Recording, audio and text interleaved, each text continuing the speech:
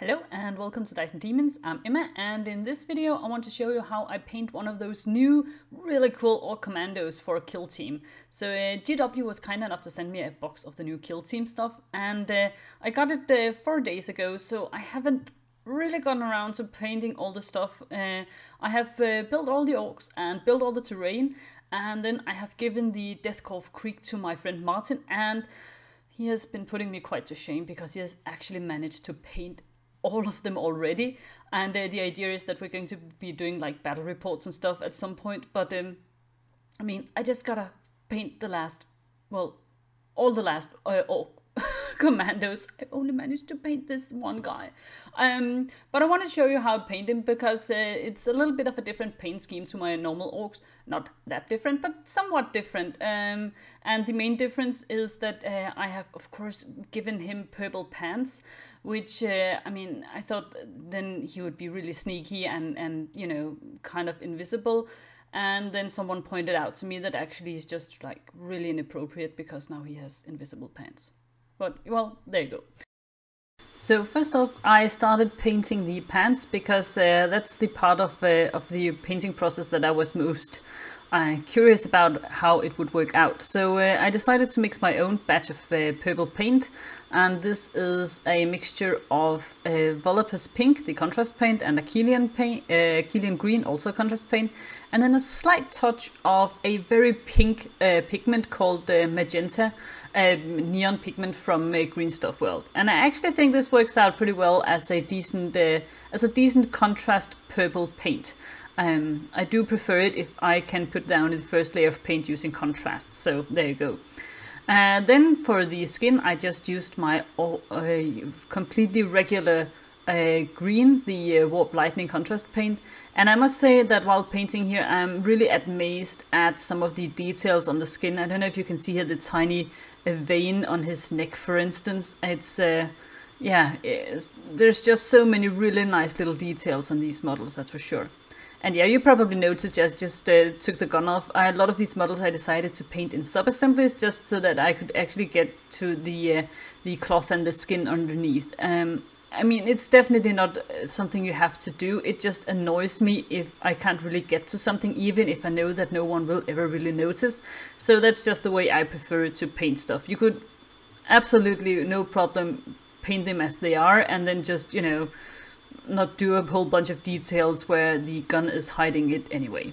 Then for his shirt I went with one of my favorite contrast paints, the Athematic Blue, and this is the paint I use on all the like t-shirts and shirts and like the fur on the beast snaggers and stuff on all my orcs. So I decided that I wanted to do this in the same color scheme as the rest of my orcs, because I mean, they all have yellow pants, so I wanted something to be recognizable. At the same time, just a tiny bit different, so I decided to do some of the smaller details on the shirt in Talazar Blue, also a contrast paint, just to make them stand out that little bit more and darken them up also a tiny touch more, because I want my commandos, well, I mean, they're not going to be like easy to hide on a tabletop, but just a little bit darker than my ordinary orc boys. Then for his beanie, I wanted it to stand out, so I was considering doing it in red, but then I thought it might get a little bit too dark, and as this is arguably the coolest part about this model, I went for orange, and this is just a Gryph-hound orange, also a contrast paint. And I really like this this orange. I don't get to use it enough, but I actually really like it. And then I thought that maybe he was getting a little bit too dark, so I mean, the idea really was that I would have no pink on this model, but then, I mean, I just couldn't go through with it, so yeah, I painted just a little bit of the detailing on his gun using Volupus Pink, just to make sure that I would have something that was bright pink on this model anyway, because, yeah, for reasons, I guess. For the shading on the pants, I used Pterodon Turquoise, also a contrast paint, and you'll notice I'm using a slight touch of the cross-hatching technique, and just to get a sense of texture, I guess, and I mean, for me at least, it's a quick way of adding a bit of shading without actually having to do some really lovely smooth transitions between colors, which I think works really well, especially on models that have cloth or armor. I mean, you can also probably do it on skin. I haven't had the best of luck with that though, but you probably could. Then to do some highlighting, I've decided to go for a nice bright purple, and I mixed some of the purple pigment, purple neon pigment from Green Stuff World with a bit of their pink candy ink, and I think it gives a really nice vibrant purple. Purple in my mind at least doesn't get as bright as pink does, but I think I've come up with a decent bright purple that'll actually make his pants stand out a little bit. So I'm pretty pleased with it. I have to say, if it wasn't for the whole orc idea about, you know, invisibility coming from purple, I would probably have gone with pink, but I like the idea so much that I'm completely happy with the purple as it is. As you can see here, I have mixed the original purple mix with a tiny touch of white just to brighten it up even more and get some nice highlights in there as well. And again, I'm using the cross-hatching technique, as you can see, again, to illustrate the texture and also the light falling on the cloth. Then for the last layer of highlights, I use a very light purple. This is almost pure white, not quite, but almost, very close to it. Once that is done, I start putting some shades on the shirt, and for that I'm using Achillean green, which is, I think, a really nice color that works very well with the Aethermatic blue.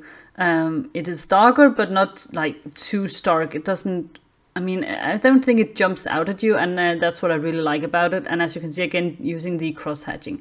And people often ask me about my my brushes. What kind of brushes do you need for this? And I mean, all sorts of brushes will work as long as they come to a fine point. I prefer brushes that are a tiny bit longer, so they hold a little bit more paint in them and don't dry out immediately. But I mean, any sort of fine brush will do. I also use the Achillean green here on the pink to shade that as well. To put a little bit more definition on the beanie, I decided to shade it an extra time using Gorgrunter Fur, also a contrast paint, and one of the paints that I have used for the brown bits. I mean, the brown parts on this model are painted either with Gorgrunter Fur, Snakebite Leather, or Wildwood. And as you can see, I'm trying to put in a little bit of shadow, but not using either cross-hatching or like big brush strokes, but I like stippling because it matches the texture on the beanie as close as I can get it. To highlight it, I really wanted to have a very bright orange, and I've had troubles coming up with something that really works well. But I think I've come up with something now that I'm fairly happy with, and it's a mixture of the yellow Liquitex ink and some very bright neon orange pigment. It doesn't look as bright here on the camera, but in reality it's like really bright neon orange. And so I use that to highlight the beanie, as you can see here, taking care to get as much of the texture from the model sort of highlighted as possible, just because, I mean, he's got a beanie, it's so fun. And I'm also using the sort of stippling motion to get some highlights on it as well.